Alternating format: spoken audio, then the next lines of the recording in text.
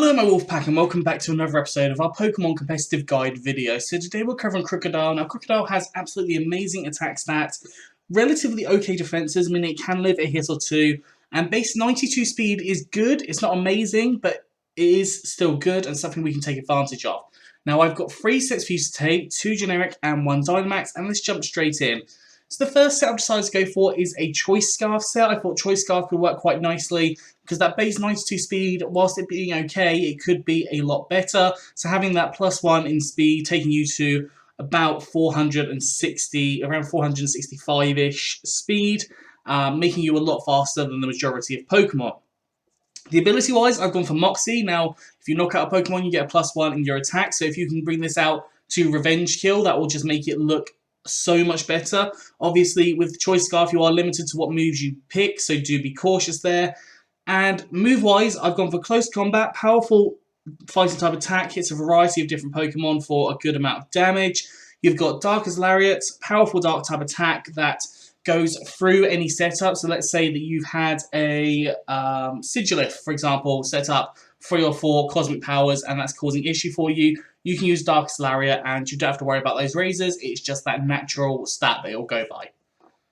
Earthquake, your strong stab, ground type attack. Now, if you are concerned about things like grassy terrain, because realistically, Grassy Surge Rillaboom is a relatively common run set. You could have high horsepower. Now, high horsepower, whilst being 5% weaker and having a bit of a chance to miss, is much better than having a 50% Earthquake. Now, obviously, it's up to you what you decide to go for there, but that's just a foresight that I have that could end up happening. And finally, we have Stone Age, just for a bit more coverage. It's a few more different Pokemon that you might not have been able to hit otherwise.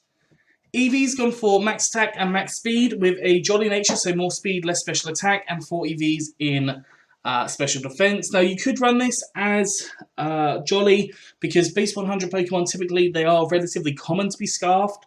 So if they're not plus speed invested, because typically when you are scarfed, you don't do the plus speed invested, this will allow you to outspeed them.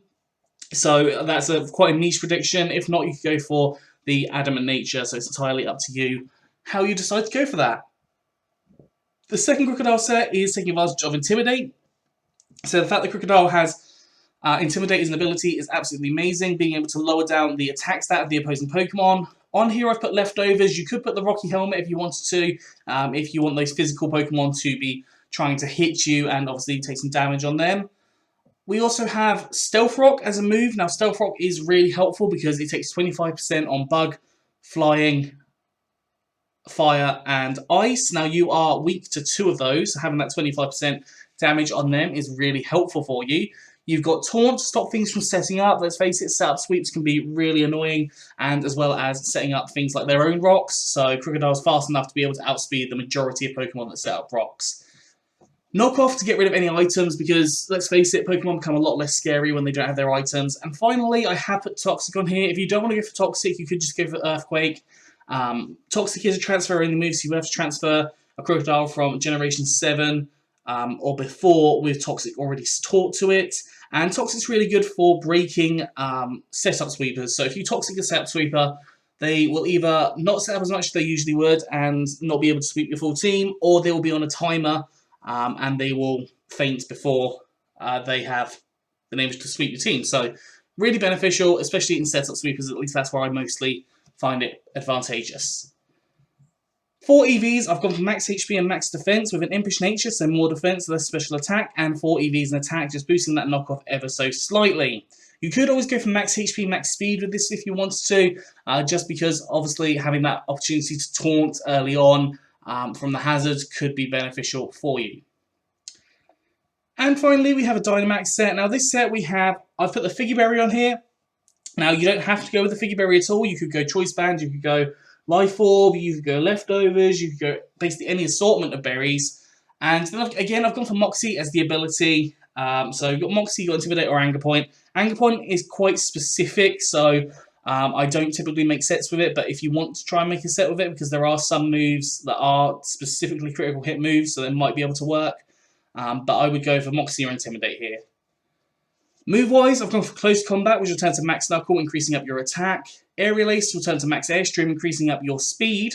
Earthquake will turn to Max Quake, increasing up your defense, and Iron Tail will turn into Max Steel Spike, increasing up your defense. Sorry, I think I said Earthquake is defense. Earthquake will be special defense, and Iron Tail will be defense. So you can use all 4 of these moves in Dynamax, especially in doubles as well. It has such good versatility in being able to raise up 4 of the 5 stats that can be raised up, and I think that it's just a very good Pokemon in general. EV-wise, I have gone for max attack and max speed with a jolly nature, so more speed, less special attack, and 4 EVs and special defense. Now, if you're planning on going for the more the aerial ace route, you could probably go for adamant if you wanted to, but that is entirely up to you. Anyways, that is all for today, so I hope you've enjoyed this. If you have, please do like, subscribe, and comment. Let me know what you think down in the comment section below. Anyways, I'm out of here, so have a good one, and I'll see you soon.